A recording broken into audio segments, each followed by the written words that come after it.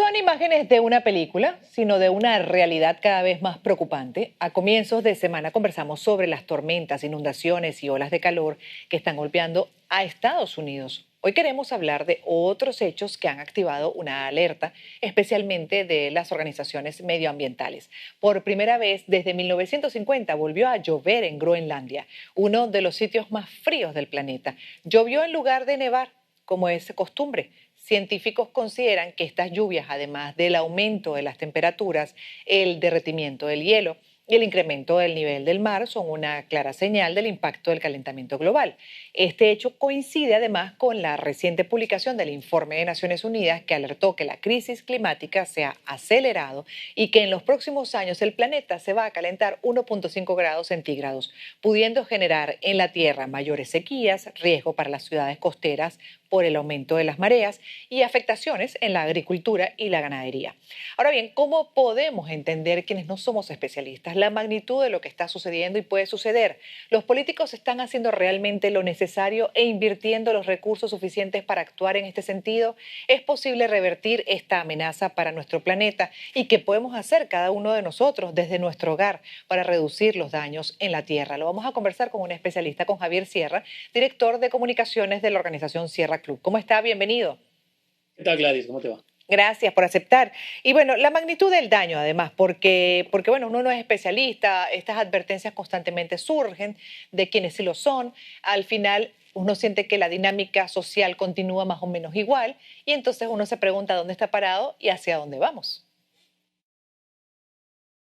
Mira, tienes toda la razón del mundo. Efectivamente, llevamos advirtiendo al resto de la sociedad, no solamente nosotros, el mundo científico, las consecuencias catastróficas que puede tener el no actuar contra la crisis climática. Sin embargo, esas son las malas noticias. Hablemos de las buenas noticias también. Existe un consenso mundial por parte de la humanidad que tenemos que realmente actuar contra esto, que tenemos que realmente ponernos las pilas.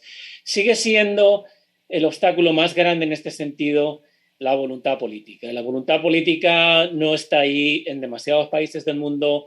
Después de la cumbre climática del 2015 en París, hubo una gran oleada de compromisos y de buenas palabras, etcétera, etcétera, pero muchos países no han llegado a estas metas que se habían planteado.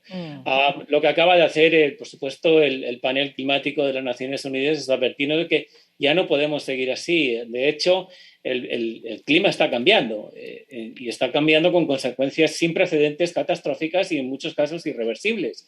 Ya no vamos a poder evitar estas olas de calor y estas sequías, estos incendios, estas inundaciones tal y como las tenemos hoy en día. El problema es que esto se puede hacer mucho peor de lo que está. Sin embargo, hay esperanza en todo esto y la solución es que de aquí en los próximos 10 años reduzcamos las emisiones de combustibles fósiles en un 50% y que de aquí al año 2050 las eliminemos por completo. ¿Es esto posible? Por supuesto que lo es.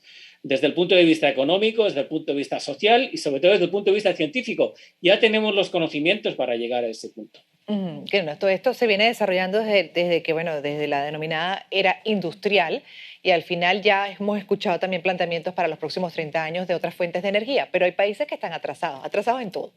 Hay países, quizás los desarrollados, pueden tener un poco más de atención e incluso de capacidad de respuesta, pero los países que no, por ejemplo, y voy a mencionar Latinoamérica. Latinoamérica está atrasada en muchas cosas, entonces ¿cómo se puede esperar que haya voluntad política cuando ni siquiera saben resolver lo básico, lo esencial para esos países? Una de las disposiciones del Acuerdo de París era que los países desarrollados del mundo invirtieran 100.000 millones de dólares en el avance de la energía, de la economía de energía limpia en estos países que tú estás mencionando ahora mismo. No solamente para desarrollar esta economía de energía limpia, sino también para preparar a estos países para que estén listos, para que aguanten el embate de la crisis climática. Fíjate, según el Banco Interamericano de Desarrollo, Latinoamérica gasta casi el 4,5% de su Producto Interior Bruto en solventar los problemas que nos pone delante la crisis climática. Y después de todo, imagínate esto, la gran injusticia que es todo esto. Los países latinoamericanos, África y parte de Asia son los que menos han contribuido a la crisis climática y los que más están pagando las consecuencias interesante. de esta crisis. Entonces, obviamente, los países desarrollados, Estados Unidos, Canadá, por supuesto, Japón, la Unión Europea, etcétera, tienen un compromiso no solamente moral, sino también económico para ayudar a estas naciones a combatir el cambio climático. En el otro lado de la moneda tenemos, por ejemplo, también Brasil con un líder totalmente opuesto vamos a ponerlo en palabras más bien llanas, al combate contra el cambio climático. No se concibe una humanidad, un progreso, no se concibe la civilización humana sin un Amazonas saludable. Y lo que estamos viendo en Brasil por parte del señor Bolsonaro es que él está prácticamente incentivando la destrucción del bosque. Pero ¿dónde deja también a Venezuela con la minería ilegal, por ejemplo, que tenemos al sur? Eso también está amenazando. Hay cantidad de acciones indebidas que pueden derivar en algo peor para el planeta, pero como bien decía, centrémonos en lo bueno, lo positivo, y es que hay cierta conciencia, pero decía que no hay voluntad política por parte de algunos. ¿Cuáles son esos países de primer mundo que impactan negativamente al ambiente que todavía están resistidos? Por ejemplo, mencionó Brasil, que es uno de los fuertes de Latinoamérica, el más fuerte, pero en cuanto a los de primer mundo, por ejemplo, los desarrollados, a este grupo de peso, a las potencias. Bueno, Estados Unidos hasta hace solamente unos meses era el mayor obstáculo del mundo en el combate contra el cambio climático. El señor Trump hizo más daño en este sentido que cualquier otro líder mundial. De hecho, muchos de los líderes mundiales que estaban tímidos, muy tímidos a la hora de seguir las prescripciones del Acuerdo de París y los compromisos, se dieron cuenta que tenían a su mejor amigo en el señor Trump, porque se negó bueno, de hecho fue el único país que intentó salirse del acuerdo climático y muchos de otros países ni siquiera lo cumplieron.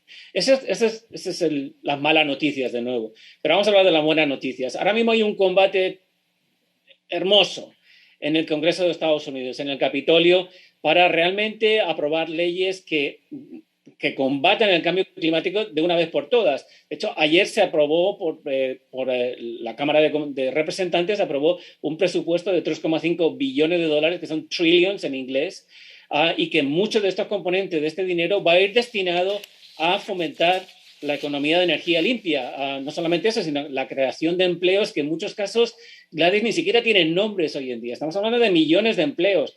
Por supuesto, eso va a tener un gran impacto en Estados Unidos, pero claro, esto también es el ejemplo que estamos dando para el resto del mundo de realmente ser efectivos en el combate contra esta lacra planetaria. Y sí o sí tenemos que serlo. Gracias por haber estado con nosotros, señor Javier. Gracias, Gladys. Gracias. Vamos a hacer una pausa.